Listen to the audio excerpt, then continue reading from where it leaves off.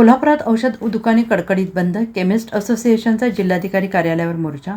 बेकायदेशीर ऑनलाईन औषध व्यापारावर तात्काळ बंदी घालण्यात यावी या प्रमुख मागणीसाठी आज कोल्हापूर जिल्हा केमिस्ट असोसिएशनच्या वतीनं जिल्हाधिकारी कार्यालयावर भव्य मोर्चा काढण्यात आला. आणि या देशव्यापी बंदमध्ये जिल्ह्यातील सुमारे 4 ते 4,500 औषध विक्रेते आणि व्यावसायिक सक्रिय सहभागी झाले असून जिल्ह्यातील सर्व औषधांची दुकाने आज कडकडीत बंद आहेत. या ऐतिहासिक बंदमुळे जिल्ह्यातील कोट्यवधी रुपयांची आर्थिक उलाढाल ठप्प झाली आहे. आंदोलनकर्त्यांनी जिल्हाधिकाऱ्यांना आपल्या विविध मागण्यांचे सविस्तर निवेदन सादर केले आहे.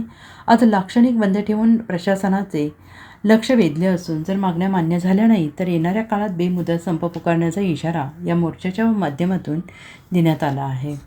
आज आम्ही ऑल इंडिया केमिस्ट असोसिएशनचे जे देशव्यापी बंद पुकारले आहे, या बंदमध्ये कोल्हापूर जिल्ह्यातील सर्व केमिस्ट बंद करून कलेक्टर साहेबांनी निवेदन देण्यासाठी आलेलं आहे.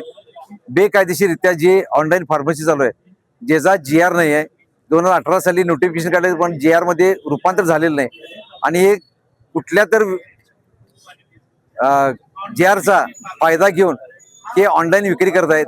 ज्या ऑनलाईन विक्रीच्या माध्यमातून नशेची औषध असू देत, गर्भपाताची औषधं असू देत आणि डुप्लिकेट औषधं जास्तीत जास्त आता महाराष्ट्रामध्ये ऑनलाईनच्या माध्यमात, त्यामुळं ग्राहकांना त्याचा दुरुपयोग होणार आहे. निश्चितच हे बेकायदेशीर चालू असलेल्या ऑनलाईन फार्मसी बंद करण्यासाठी हा मोर्चा काढलेला आहे.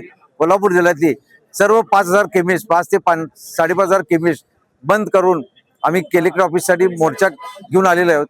शासनाला आमची विनंती आहे की आमच्या केमिस्टांची आता दिलेल्या निवेदनांची दखल नाही घेतली तर पुढचा निश्चितच बेमुदत बंद करण्याचा पवित्रा घ्यावा लागेल, एवढा आम्ही इशारा देतो.